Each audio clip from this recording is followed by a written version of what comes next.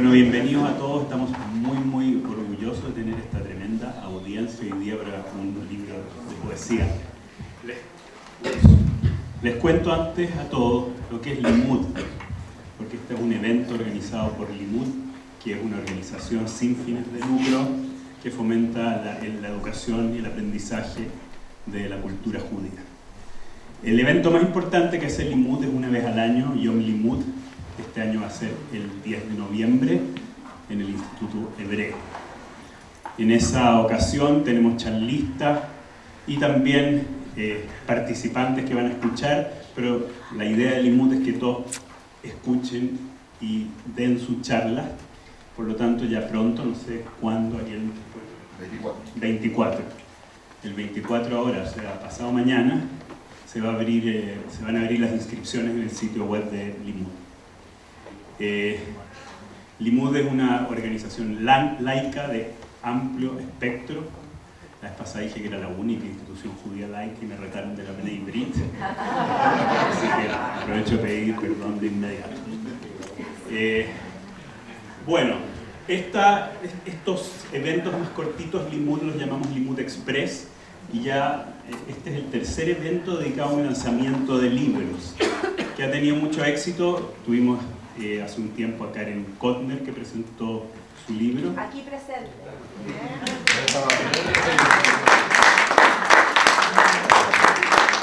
Con Carla Gelfenbein. Y les cuento que el martes 10 de septiembre, Gachi Baicortín, que también está por allí, va a presentar el libro 36 preguntas para el reencuentro y presentará el libro Manuel Férez. Así que están todos cordialmente invitados a estos eventos que esperamos se transformen ya en algo habitual. Hace falta probablemente un lugar donde el libro sea el protagonista, ya que en la cultura judía el libro es protagonista. Pensamos que este Limud es un espacio, vamos a llamarlo Limud Seferim probablemente o algo así. Y bueno, estamos optimistas dado que para un libro de poesía tenemos tanta audiencia. Hoy día vamos a presentar el libro Empaca tu tienda, mañana es el día, de Iván Rapaport, editado por Castor y Pollux. Yo no voy a hablar del libro, pero tengo que presentar a Iván Rapaport porque no es cualquier persona. Iván Rapaport, debo confesar, es un amigo muy grande de infancia. Y además es una de las personas más talentosas que yo he conocido. Iván es doctor en matemáticas, hace matemáticas y poesía. Cuestión que parece extraña, pero no lo es tanto, porque después de todo la matemática y la poesía comparten algo muy importante en común. Están a los extremos de la prosa. La matemática es el lenguaje con que habla la naturaleza, si ustedes quieren, y la poesía es el lenguaje en que decimos lo indecible. Iván, básicamente es un personaje que siempre ha escapado de la prosa. De hecho, algunos pueden pensar que es un personaje un poco callado, antisocial, pero no, es solo un fugitivo de la prosa. Es bueno para todo lo que no tenga que ver con prosa, es bueno para el fútbol. Bueno.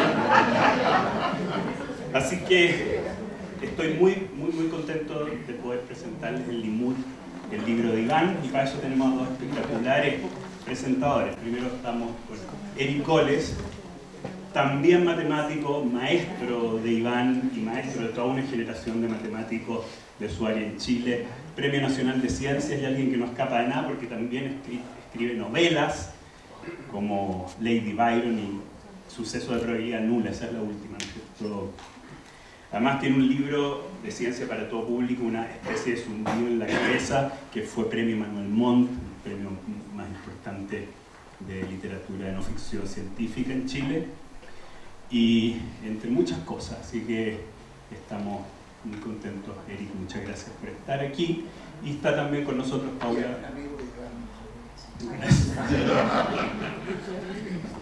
Y Paula Carrasco, que es psicóloga y escritora, editora, escritora de ensayos y de novelas, como Barcos que vuelan, literatura infantil, y luego varios libros ya para adultos. El último se llama Algo temporal y ha sido un libro que que recibió críticas maravillosas. Así que bueno, les agradezco por estar aquí y desaparezco de inmediato. Los dejo con Paula primero, luego Eric y luego Iván. ¿Se escucha bien? Sí. Sí. Voy a poner el tiempo porque voy a liderar. En febrero de este año recibí un correo de Iván, a quien yo no conocía, para leer un poemario y comentarlo. Le dije que encantada lo leería, pero que no esperara de mí una opinión experta, sino la mirada de una simple lectora, más de narrativa que de poesía. Lo mismo digo hoy, sigo siendo la misma inexperta que leyó el poemario sin esperar lo que vendría. Comencé a leerlo y no me pude detener. Bastó una lectura para saber que estaba frente a una obra madura, delicada y muy profunda. En su obra aparece la búsqueda y la nostalgia del origen. El centro neurálgico del lienzo que se va desplegando al adentrarse en la lectura es el universo judío, el dolor y la fascinación, los exilios, las diásporas, las persecuciones, la repetición implacable de la historia. En sus palabras se dibuja una misteriosa tensión entre la estaticidad del asombro y el pensamiento veloz que como afluentes van a dar a la misma fuente y vuelven a nacer de ella. Las palabras a veces gravitan hacia la resignación, sin nunca dejar de ver lo que ocurre. Otras veces, las palabras nos empujan al borde de la partida. Empaca tu tienda, mañana es el día. Como lectores, nos sitúa en un espacio atemporal, un lugar que semeja un puente, una transición hacia adelante o hacia atrás. Partir y no saber bien hacia dónde ir o dónde está el origen, cómo regresar. Parece que siempre ocurre, como una reiteración obstinada de lo mismo, como dice el poema del futuro. Ellos nunca supieron, nunca sospecharon que el futuro sería una copia del pasado. Quiero detenerme en el término partir. Partir como comenzar un nuevo camino, partir como cortar un cuerpo en dos. Partir es el dolor de una separación que no cesa. Parto, situado en el yo, se hace sustantivo cuando hablamos de un parto, un alumbramiento, que es la mismísima vivencia de la separación. Partir también es morir. Aparece en el poema Las ruinas. Morir no fue partir, sino quedarme. Es así que el poeta, al observar las ruinas del pasado, añora el regreso a su origen, ese origen que se le hace inalcanzable y próximo, que está adentro y está afuera. El hablante sopla el fuego de la nostalgia de aquello que nunca conoció del todo, pero que ha rodeado como fantasma a lo largo de su vida. Añora la matriz que lo dio a luz a él y a todos sus hermanos. Y en esa separación se acerca y se aleja del núcleo del fuego. Lo estudia, casi lo toca, lo cerca, lo mira a los ojos y se le vuelve a escapar. Es Orfeo buscando a Eurídice y al mismo tiempo perdiéndola para siempre, y quedando él mismo suspendido entre el amor y la muerte. Dice el poeta en el primer poema: divagar es lo que hacemos desde la destrucción del templo. Hay en esta poesía un ojo íntimo y a la vez vasto, capaz de abarcar un todo sin salirse del instante. Este contrapunto le abre al lector la otra mirada, lo cambia de dirección, lo interpela y lo lleva hondo a un plano diferente, sumergiéndolo en el tiempo vertical, abriendo la escena desde arriba para mirarla desde ángulos desconocidos. Mientras las agujas se van moviendo entre la sensualidad del instante y la constatación del retorno inexorable de la historia, casi como una condena. Por momentos el hablante parece un niño contemplando el jardín o unas ruinas en estado de ensoñación. Ese niño gravita entre la inocencia, la sabiduría, el horror y el vacío que se le presenta de pronto. Todo ocurre y vuelve a ocurrir. La muerte arbitraria, el enfrentamiento, el sinsentido y la voluptuosidad de lo inmediato, su belleza, su delicadeza.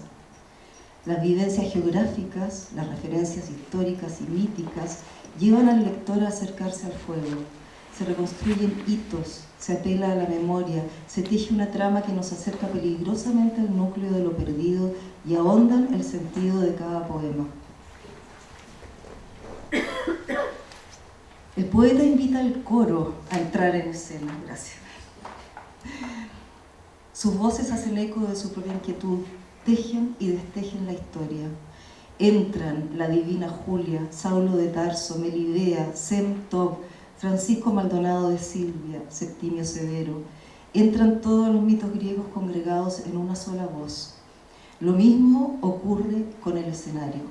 No es solo con el Israel íntimo de antes, de ahora y de después, que también es el otro, el que no se alcanza a reconocer, el que vive adentro, sino la Roma y la Grecia, la Lombardía, Egipto, la Rusia con sus puertas Caspias, Ecuador, Santiago, territorios, ciudades, países algunos que ya no existen en el mapa, pero sí en el imaginario del poeta.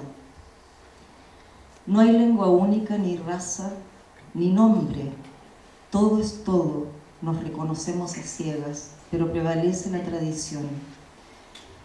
El poeta es un hablante solitario, en una situación límite y por lo tanto enfrentando la totalidad, experimentando algo así como la condena, la sabiduría y la soledad del oráculo. Hay belleza y desgarro, hay herida, cólera, desazón, tedio y espera. Hay una cuerda que entra y sale como en espiral o en círculos concéntricos. Esa cuerda que lleva el relato le otorga una gran carga simbólica a la totalidad, le da un sentido mayor. Iván no se desbarranca en su escritura. Hay una gran contención, a pesar de todo lo duro que se representa. Hay un pulso pausado y coherente, y una concentración expresiva que es el centro mismo de la poesía. Quiero contarles una pequeña anécdota. Hace alrededor de 20 años fuimos con mi familia a México. Y estando en el Zócalo, por supuesto que pasamos por una librería, porque yo soy la loca de los libros, y fuimos a la librería Paidós. Y desde arriba, porque está como en un tercer piso de una construcción, se veían las excavaciones que están debajo de la catedral. Debajo de la catedral está el templo mayor de los aztecas. Y esas excavaciones llevan muchísimo tiempo. El año 78 encontraron a una diosa. La diosa se llama, ¿es posible decirlo sin anteojo? Coyolxauhqui. La diosa Coyolxauhqui. Encontraron este monolito de la diosa Coyolxauhqui. Entonces desde arriba, desde esta librería, se veía la catedral, el templo mayor y al fondo la diosa Coyolxauhqui. Era como una especie de construcción en abismo, donde todo convivía. Convivía el México, convivía la historia de México, convivía, estaban los aztecas, estaban los sacrificios, estaba esta diosa que además fue desterrada por su hermano, ahí averiguamos un poco la historia. Y mi hija, que en esa época tenía 5 años, me dice desde arriba: qué increíble, mamá, cómo la historia siempre vuelve, qué increíble cómo nunca se ha ido. Creo que la poesía de Iván es un poco eso, es capaz de condensar la historia en una palabra, y eso la hace muy bella, y te felicito. Y me encantaría que nos leyeras el poema El futuro, porque el futuro tiene un poco esa construcción en abismo, como dando un poco el contexto y luego entrando en lo más íntimo. Ok, sí. Muchas gracias.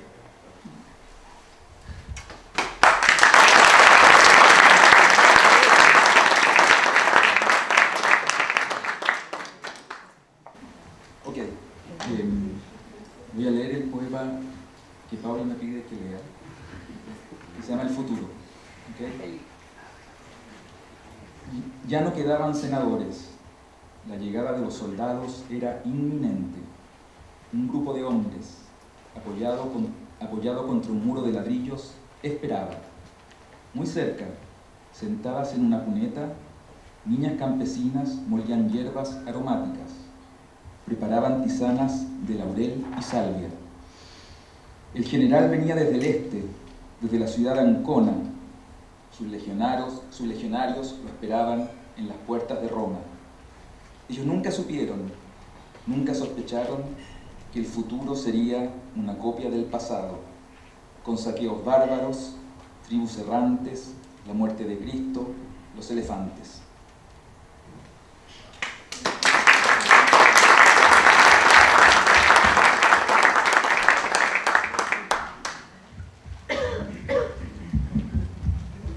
Bueno, buenas tardes.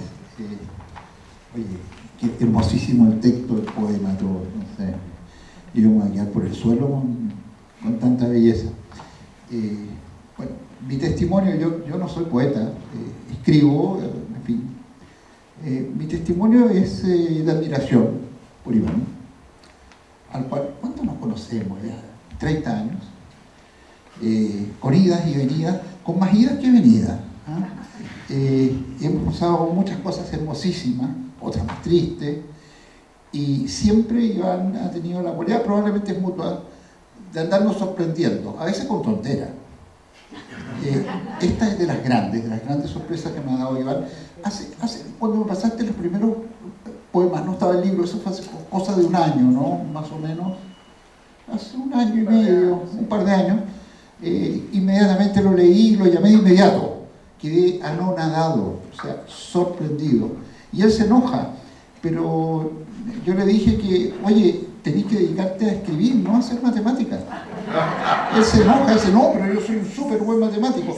Sí, pero podría ser mejor poeta. O sea, es sensacional. Y me voy a permitir leer un texto desde la perspectiva de una persona que se admira mucho por lo que hace Iván y que lo conozco mucho de él, nunca nadie termina de conocer a la gente. Así que me van a perdonar, voy a leer un texto que no es de crítica literaria ni de análisis poético, es una conversa entre Iván y yo. Voy a poner los lentes también, porque si no puedo nada. El texto se llama El hipódromo de Séptimo Severo. Un niño, con asombrosa maestría, dibujaba un animal partiendo por el ojo. Yo intentaría algo semejante, por cierto, sin aquel talento. Abordando el poemario de Rapaport, nos tratábamos de goles de Rapaport, eso, muchas veces. Abordando el poemario de Rapaport que escribe, porque hay más de un Rapaport, desde uno de sus versos. Calles estrechas de Bizancio, puedo jurar que las recuerdo, el misterio de la cruz por todas partes, y el hipódromo de Septimio Severo. Y el hipódromo de Septimio Severo. Un verso que sacado de contexto es banal, sacado de contexto. Pero no para mí, directo a la vena, más bien al corazón. Porque en esa plaza, frente a las ruinas, fui completamente feliz. Bizancio, Constantinopla, qué de imperios. Y Estambul, esa soleada y fría mañana de invierno, arropado por el amor. Serena felicidad, efímera, se fue. No obstante, queda ahora otra vez esa mañana que tu verso logró sacar de mí.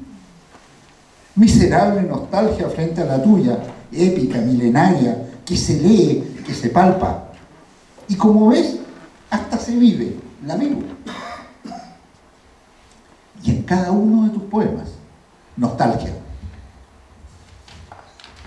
De siglos, ¿qué digo? Milenios, de geografías, de imperios, gentes, alborosos, tragedias, ciudades y paisajes. Nada que envidiar a varios poemas de Cavafis, Ítaca, por supuesto Ítaca, o la memoria de Estambul, del Gran Pamuk, y tantos otros. Pero siempre nostalgia, de urbes, de amores, de un continuo viaje de buenas y malas noticias. También de cosas que no fueron, o que ya no son, como el hipódromo de Septimio Severo, construido en el siglo III, robado y saqueado siglos más tarde, convertido en una plaza, lugar que yo también había perdido, y he recuperado gracias a ti, Rapaport. Que tal vez, para mí, que ni lo conoces, ¿estuviste en una peregrina vez? ¿Qué pregunta más tonta? ¿Qué importa si estuviste o no en Estambul? Si te paraste o no frente a las ruinas, igual estás. Mirando, viviéndolo todo sobre los hombros de millones, sin duda encima de algunos gigantes, como decía el desagradable Newton. No obstante, la mayoría de los que te sostienen, vivos y muertos, son pura gente de a pie, susurrándote, a veces quizá gritándote, inundando tus sueños, amenazando incluso la vigilia, para que los cuentes, para que te hagas cargo de todos con tu voz escrita, para que seas, como diría Nicanor Parra, otra voz de la tribu, un hacedor, poiesis, el poeta. Y no solo eres tú, tampoco tu pueblo. Todos caminamos por las callejas estrechas de Bizancio. Todos adoramos a más de un becerro de oro. Todos aterrados contemplamos cómo se toman la Torre Antonia. Y vivimos el dolor, el oprobio, la vergüenza de Varsovia. Todo. Muertes que traen otras muertes. Cuento de nunca acabar, pero está el amor. Y tú lo escribes, Rapaport. Tú lo escribes. Mientras contemplas a esa mujer que duerme desnuda en el paraíso, que es todas las mujeres más una. Mi amor, tu amor, el amor de todas y de todos, por los siglos de los siglos, los que se aman, bien encamados en el paraíso. El que inventamos, el que gozamos, el que soñamos, el que escribe, Rapaport. Y dices que sueñas que despiertas. ¿Y cuál será la diferencia? Soñar, despertar o todo lo contrario, pero basta de cantinfleo. Pongámonos serios. ¿Seguro que la travesía es aburrida? ¿Seguro que con el primer poema hubiera bastado? ¿Seguro que hay que separar el agua del agua? ¿Seguro que te persiguieron 7 vacas? ¿Seguro que el futuro será una copia del pasado? ¿Seguro que hay cabras que no vuelan? ¿Seguro que... Esta es buena. ¿Seguro que si la olvidas, quieres que tu lengua se te pegue al paladar? ¿Seguro que mañana es el día? ¿Que morir no fue partir? ¿Seguro? A lo mejor había que quedarse, Rapaport. Velar ese sueño, apernarse en el paraíso. Apernarse en el paraíso. Pero ¿qué digo? Una opinión nomás. Aquí no se trata de tener razón, sino de poesía. Aunque, ya que estamos conversando, no es por nada, pero Spinoza, tú hablas de Spinoza, pero Spinoza, aparte de leer el Quijote, maldecido por su comunidad, un jerem, murió de silicosis. Totalmente de acuerdo con que el tedio corrompe, tiene que ver con la entropía. Cierto que los cóndores andan de a dos, porque se aman. Y que el trabajo bien hecho es lo bien hecho. ¿Cómo afirmar que la nieve es blanca porque es blanca? El gran Tarski lo dijo. Y si de charlar se trata, pues ahí sigue ese puente que evocas, el de París sobre el Sena, frente al jardín de plantas.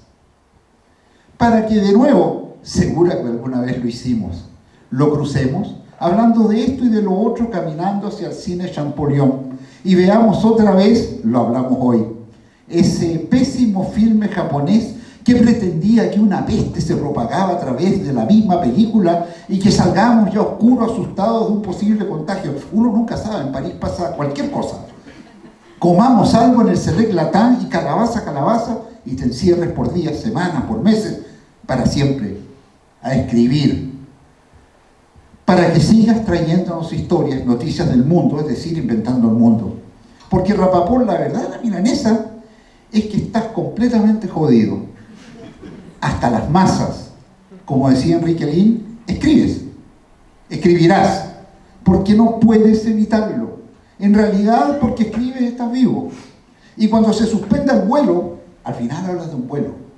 Cuando se suspenda el vuelo, o lo que es lo mismo, esté indefinidamente, como dicen los aeropuertos ahora, demorado, y las azafatas, pálidas y delicadas, se quiten el rímel, habremos casi llegado, Iván, al territorio, amor, verso, al teorema, siempre prometidos. Y si no, ¿qué le hace el agua al pescado? De nuevo cruzar el puente, volver al primer poema, y que duda cabe, ahí estaré siempre esperando, donde mismo, frente a las ruinas del hipódromo de Septimio Severo. Gracias.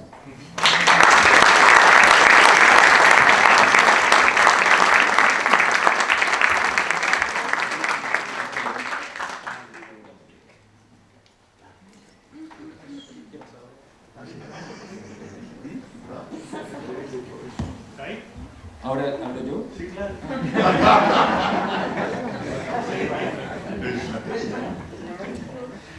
Sí, a ver, si me paso con el tiempo, en una conferencia, en una charla, tú me decís, te pasaste.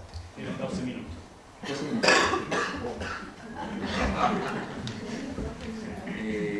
Bueno, lo que tengo pensado es leer poemas. Seleccioné 6 y no tan atemporal. Los seleccioné un poco cronológicamente. Encontré ahí un hilo cronológico escondido y así lo voy a hacer. ¿Okay? Son 6 nomás, son cortos, así que no se asusten. ¿Y podéis leer 7 también, hombre? No, pues el Andy dice que hay 12 minutos, yo no sé.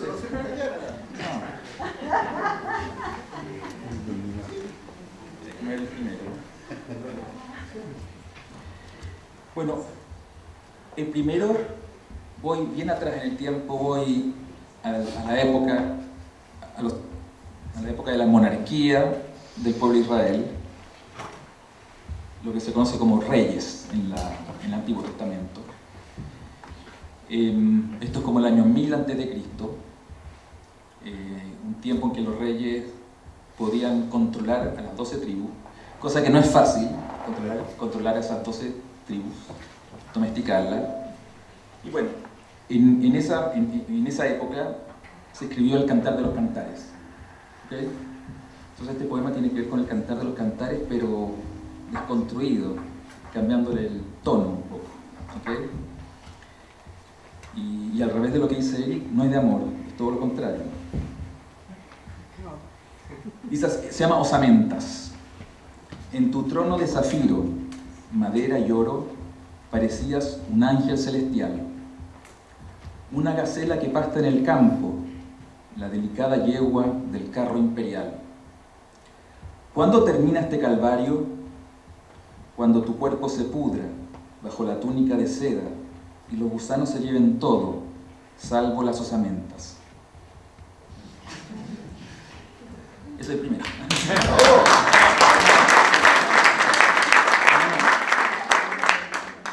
Lo voy a leer todo y después aplaudo.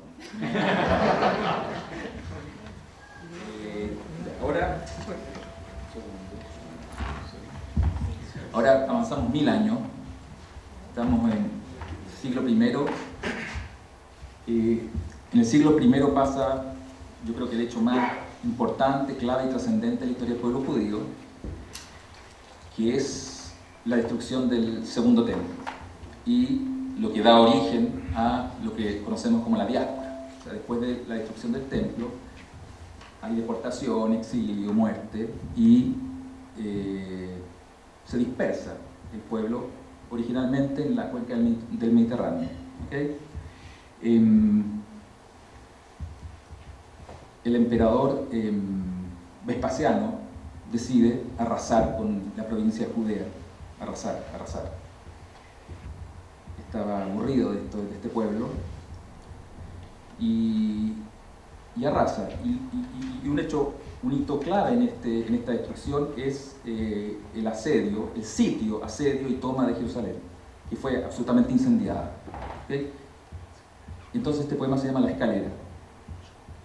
¿Sí? ¿Se entiende o no? Ese fatídico día, cuya fecha nadie olvida, tus piedras reflejaban el sol augusto. Tantas cosas se perdieron para siempre. Las flores del jardín del Rebe, los patios íntimos, los hornos públicos. El asalto fue ultrajante. La sangre escondió el olor del humo. Se ennegreció el muro y cayó la torre Antonia con las primeras estrellas de la tarde. Otros astros iluminaron luego un cielo pálido como de mármol. Por la misma escalera que descendían ángeles, subían niños calcinados.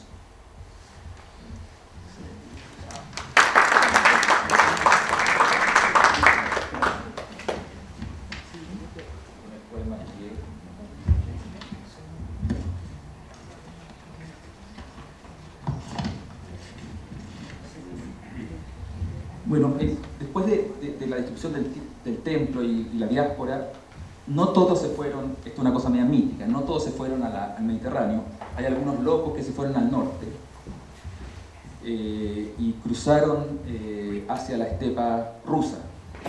En particular, hay un pueblo,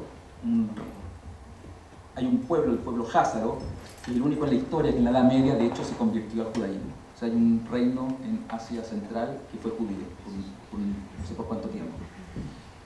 Entonces este es el paso de este loco que se fue al norte, desde el Mediterráneo. ¿Okay? Se llaman los reyes házaros. Atrás dejé el pasado, mi hogar en el levante, el ir y venir de barcos, de velas y de mástiles. Llegué hasta las puertas Caspias, aprendí a destilar licores, a medir el tiempo.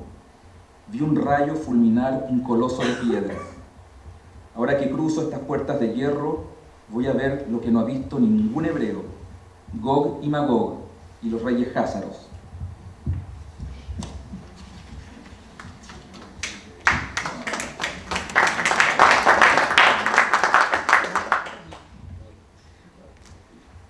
¿Qué a poco, Andy? No sé. Este es el puente.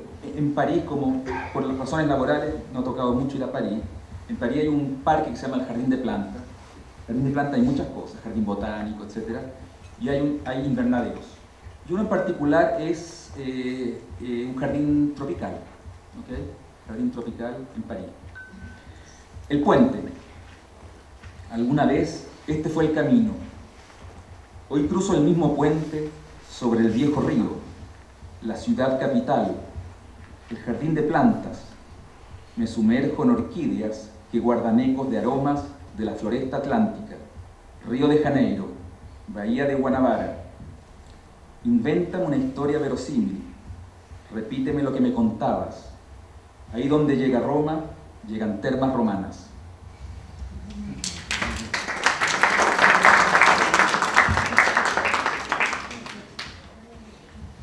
A ver, ¿puedo hacer 3 o no? Sí. Bueno, Quedan 8 minutos. me quedan 10. Colón. Entonces seguimos avanzando en el tiempo. Colón hace su viaje, que todos conocemos. Y hay una curiosidad que tiene que ver con el pueblo judío, en el viaje de Colón, y que él lleva un traductor que se llama Luis de Torres. Colón creía que iba a Asia y llevó un traductor que hablaba, de hecho, arameo, árabe y hebreo, porque él creía que iba a comerciar con los mercaderes árabes. Y este Luis de Torres, obviamente era judío, por eso hablaba ese idioma. Luis de Torres llega con Colón y es un personaje medio mítico. La cosa es que esto es histórico, que fue el primer occidental que fumó tabaco, Luis de Torres. Es un dato anecdótico.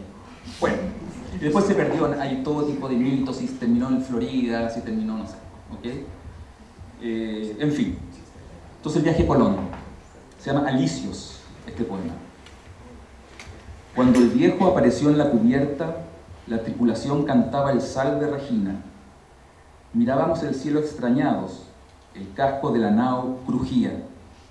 Ninguna de las 3 agujas apuntaba hacia el norte, nada preocupante. El oleaje era suave y el aire cada vez más tibio. Las velas se hinchaban de providenciales alicios. Una columna de nubes nos acompañaba y protegía. Lo que Colón preguntaba, Luis de Torres respondía. ¿A quién le pertenecen la tierra y sus habitantes? Solo a Dios, mi almirante. Él fundó el universo en estos mares.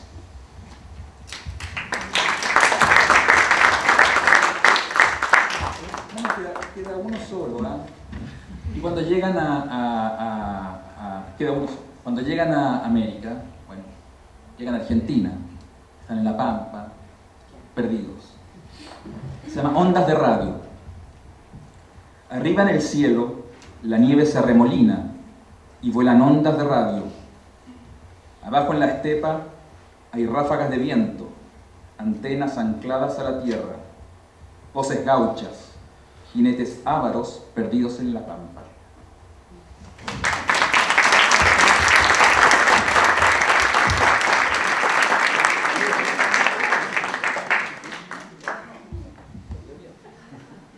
Bueno, muchas gracias. Muchas gracias, Iván, por estos bellos poemas. Yo no sé si ahora los presentadores quisieran comentar algo, hacer alguna pregunta. La idea es que luego darle la palabra al público.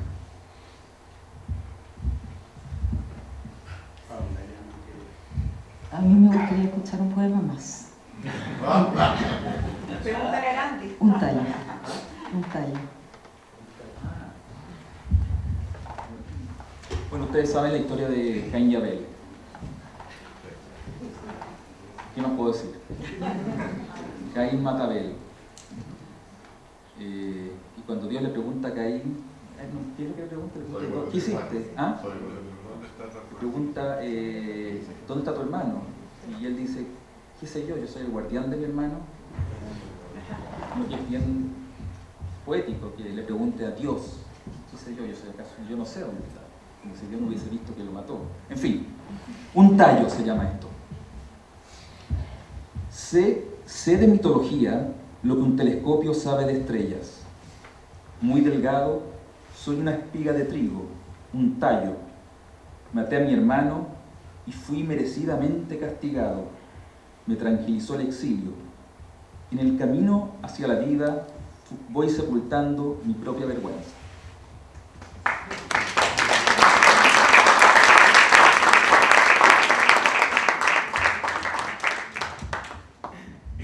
Le damos la palabra al público entonces. Me gustaría saber hasta dónde, cronológicamente, hasta dónde llega tu poema.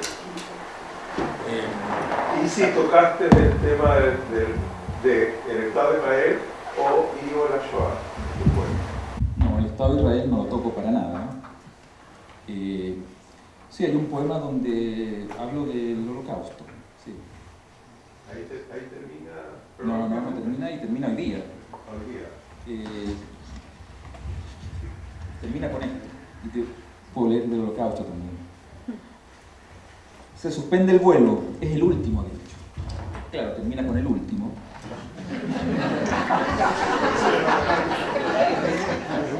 Se suspende el vuelo, se llaman los pájaros salvajes. Se suspende el vuelo, informan por los altavoces. Sin decir nada, o casi nada, cierran sus ojos tristes las azafatas. Pálidas y delicadas como cisnes, emiten sin pausa tarjetas de embarque. Y mientras se quitan de los pómulos el rímel, vuelan en el cielo pájaros salvajes.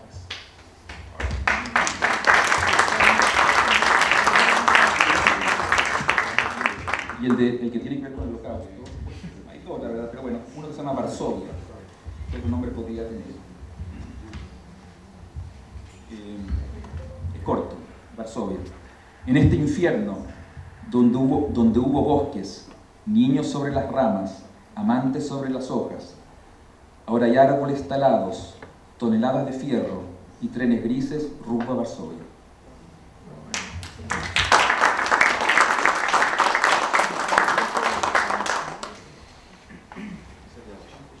Quédate con el micrófono porque a viva voz. Tomás. Chuta, ahí sí que me asusto, no. Una pregunta de geometría. No, yo quiero hacer un comentario positivo. En estos tiempos tan complicados, en que nos cuesta salir a la calle, que nos cuesta encontrar actividad que nos permita vivir, estar presente en este evento es un remanso. Y así como tú dices cosas tan macizas en tan pocas palabras, yo quisiera decir que el vínculo entre la ciencia, que lo experimentan todos los que están acá y muchos que están en el sur, y las cosas simples y breves, demuestra la existencia de los agujeros del gusano. Si no preguntan, vamos a elegir a alguien al azar y lo vamos a obligar a hacer una pregunta.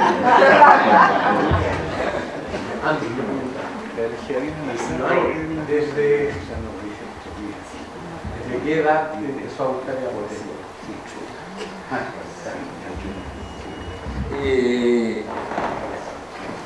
Desde siempre. La respuesta. Siempre construía como versos en mi cabeza y cada cosa que leía le cambiaba palabras para que rimara desde niño. Pero escribí, el primero que escribí está acá, y una vez que estaba muy aburrido, muy desesperado, dije, en vez de estar pensando versos, pues voy a escribir, y ahí empecé. La historia, siempre me interesó la historia, pero la aprendí y me obsesionó y me fascinó cuando hice mi doctorado en Francia.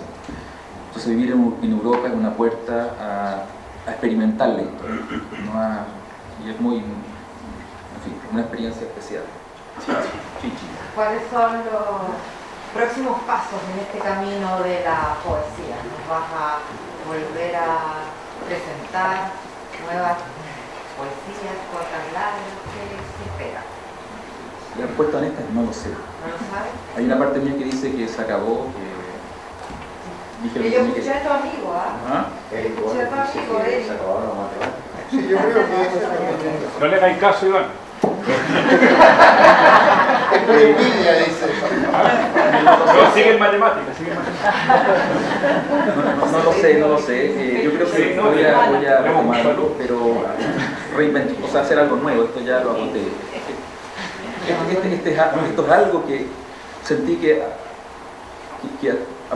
este no es un libro sobre judaísmo necesariamente, es más bien tomar materiales judíos con los cuales yo construyo otra cosa. Y los materiales judíos tienen una cierta riqueza, ya que no hay que entrar a explicar tanto para usar la mitología judía. Es decir, cuando yo digo el rey David, digo una sola palabra y a todo el mundo le evoca algo. Entonces no tengo que explicar tanto, entonces le da cierta riqueza cuando hablo de Caín y Abel o del sacrificio de Isaac, o no sé, o que Moisés, en fin, el Éxodo.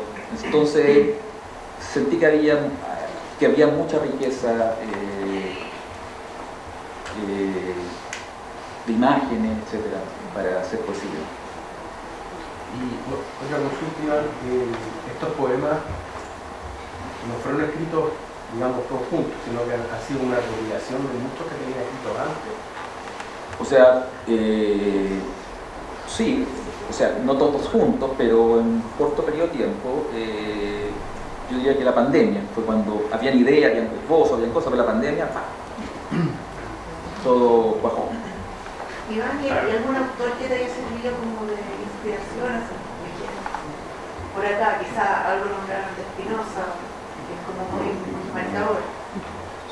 A mí el autor marcador es Borges, la poesía de Borges. Eso, la respuesta. Si me hubiera preguntado cuál es el segundo, ahí no sé. No, Abraham, gracias. Yo te quiero preguntar justamente eso, pues me sacaste la primera parte de la pregunta y un judío tiene que hacer más de una pregunta cuando le da la palabra. Nómbrame 3 poetas que te vuelen la cabeza. Chuta.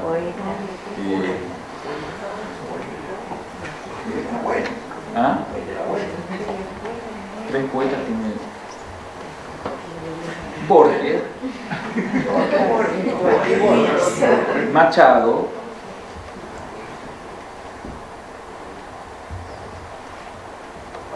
y algún francés como Baudelaire, por ejemplo. Eso. Oye, Iván, escucharte nombrar a los poetas me recuerdan a tu hijo, que ahora está en Estados Unidos, recién llegado, ahí está.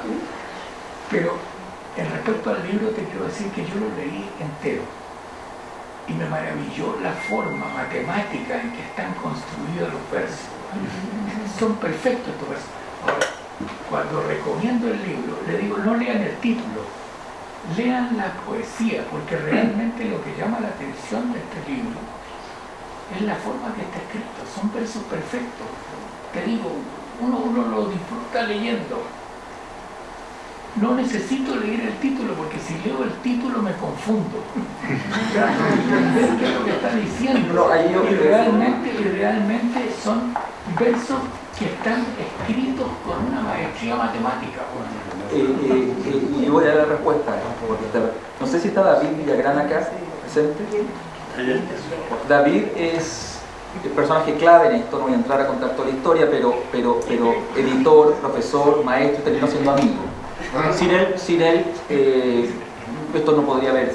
Yo aprendí de él, así que él entendía lo que escribía, me corregía, me ayudaba, etc.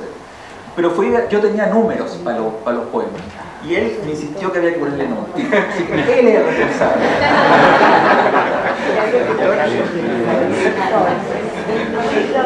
Por allá había una pregunta. Hola Iván, primero que todo agradecerte por compartir tus poemas, ya que muchos poetas escriben un montón de poemas y se lo guardan para ellos, entonces creo que es muy importante que compartas, sobre todo que tengan algo que ver un poquito con el poema. Y bueno, mi pregunta es, que todo el mundo escribe los poemas, es como dice, no sé, estoy por la calle y se me ocurre un poema, o voy y me siento y digo ya, voy a escribir un poema.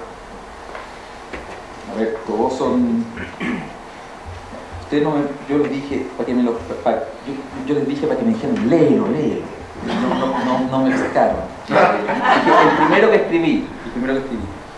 Yo te voy a dar un ejemplo, todos son distintos. Estaba en una conferencia, en un congreso. Los congresos son de lunes a viernes.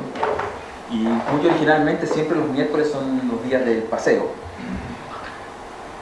Y se me ocurrió la genial idea de quedarme en ese hotel y no ir al paseo, me quedé solo. Me empecé a aburrir, no había luz, estaba solo, y me empecé a desesperar. Me empecé a desesperar, y empecé a pensar cosas, y dije, voy a escribir esto que me está pasando. Ya no van a ser versos en la cabeza, sino que lo voy a escribir. Y pensé esta idea de que morir fue quedarme. O sea, que morir fue quedarme, o sea, morir no fue partir, sino quedarme. Eso fue lo que quise decir. Morir no fue partir. Los otros partieron al paseo. Yo me quedé en el hotel, entonces morir no fue partir, sino quedarme. Y lo asocié, y ahí viene la riqueza de la historia judía. Lo asocié a episodio 2, por ejemplo. 1, ese sentimiento absolutamente banal, lo asocié a episodios de la historia del pueblo judío. 1, en la expulsión de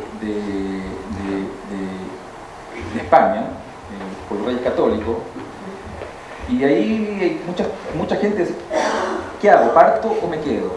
Y quizás morir fue quedarse, y había que partir, eso era vivir. Pero acá el que cito es, los judíos como el año 500, 600, destruyeron el primer templo los babilonios, y hubo un exilio, un cautiverio en Babilonia, y después llegaron los persas, y los persas vencieron, conquistaron Babilonia, y le dieron la opción a los judíos de volver, o de quedarse en Persia. De nuevo, quizás vivir era volver, partir, no quedarse en Persia. ¿Lo leo? Bueno, ok.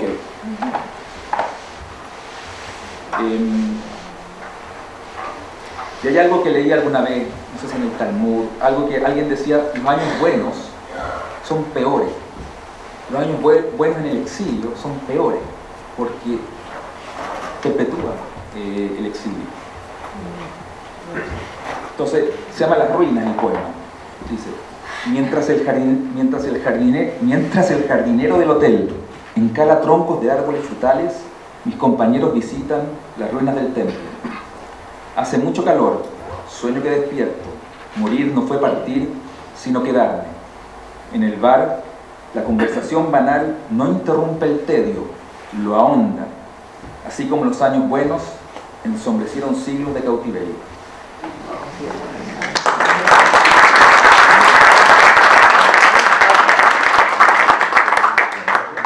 Se me ocurrió preguntarte si estás arrepentido de no haber partido en algún momento. Partido sí en abstracto. No, lo tomas como tú quieras. Si tú te arrepientes de no haber partido en algún momento. Yo creo que todos nos arrepentimos, o sea, en más de un momento, y es imposible que alguien no se arrepienta, creo yo. Ahora, Es muy buena la pregunta y es para una terapia, yo creo.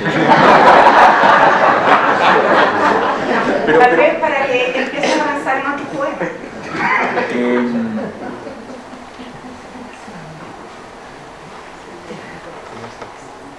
Porque la idea de partir... yo pensé que la pregunta, y en ese sentido, quizás no partí cuando, porque pensé que eso me iba a decir, no partí cuando no decidí estudiar literatura.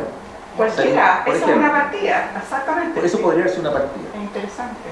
Pero bueno, la vida... Pero ahora estás partiendo. Sí.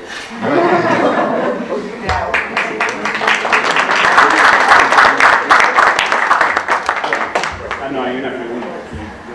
Yo tengo un comentario y una pregunta. Chile, ¿cierto? Se dice que Chile es un país de poetas, un país de poetas, pero nadie lee poesía. A pesar que el mito de Chile está construido sobre un poema, que es la Araucana.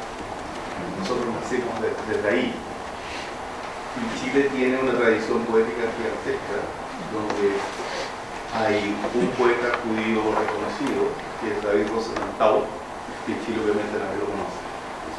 Y dos poetas de origen claramente judío, que no eran practicantes, que son Gonzalo Rojas y Adrián Mistral, imagínate. Dos, no solamente gigantescos poetas, sino que dos grandes errantes. Entonces, mis felicitaciones, yo estoy muy admirado con este texto. Y te quería preguntar, ¿qué se siente ser parte, aunque lo quieras o no, de la tradición poética de Chile en el siglo XXI? Chuta. Digo algo de la Araucana acá. Es que no me siento todavía parte. Es que todos escribieron el libro. Creo que yo no descubro nada nuevo si reconociendo la calidad y la fama de los poetas chilenos. O sea, efectivamente no había pensado en eso, escribir poesía en Chile, acercarme a esos monstruos. Así que, orgullo. Eso.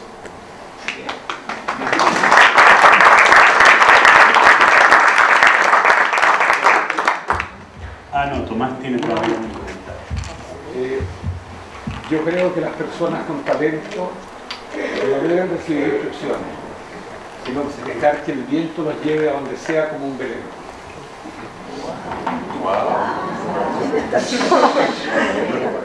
Que a un velero sin norte, todos los vientos le son contrarios.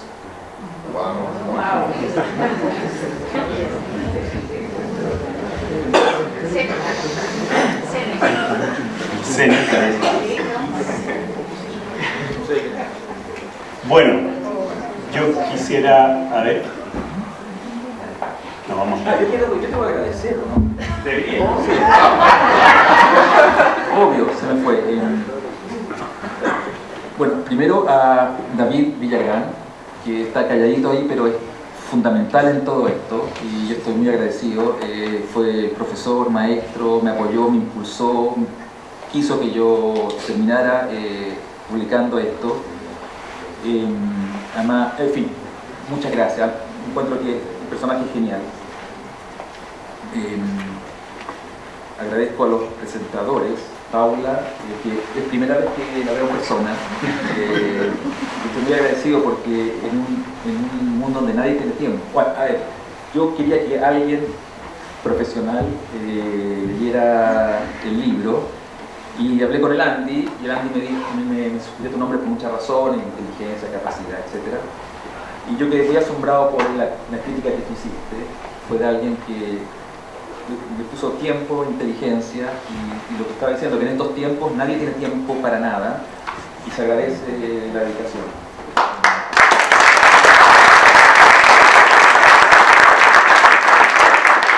Yo en lo contrario, esta no es la primera vez que lo veo.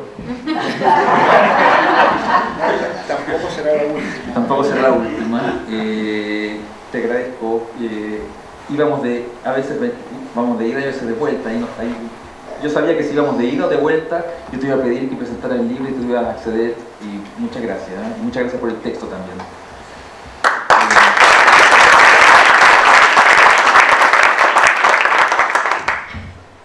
El Andy se pasó,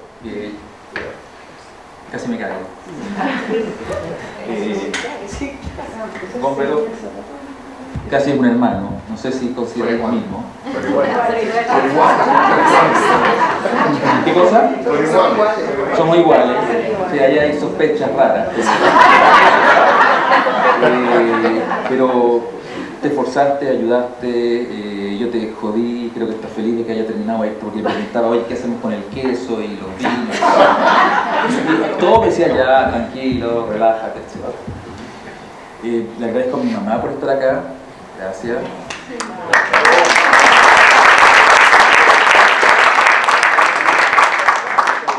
Mi papá no pudo venir por razones de salud. Tengo un hermano que ahora está viendo en Estados Unidos. No, un hermano. Tengo un hermano que viene a Estados Unidos y un hijo que viene a Estados Unidos. Estoy feliz con que estén acá la Matilde y la Tami. Y también quiero saludar a Victoria porque hoy día está de cumpleaños. A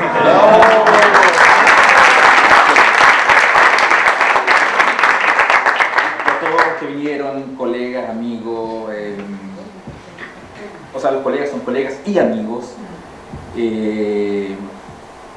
Está mi alumno doctorado acá. En fin, podría nombrar a cada uno de ustedes y bueno, no da el tiempo porque quedan 12 minutos. Bueno, muchas gracias Eric, muchas gracias Pablo, Iván.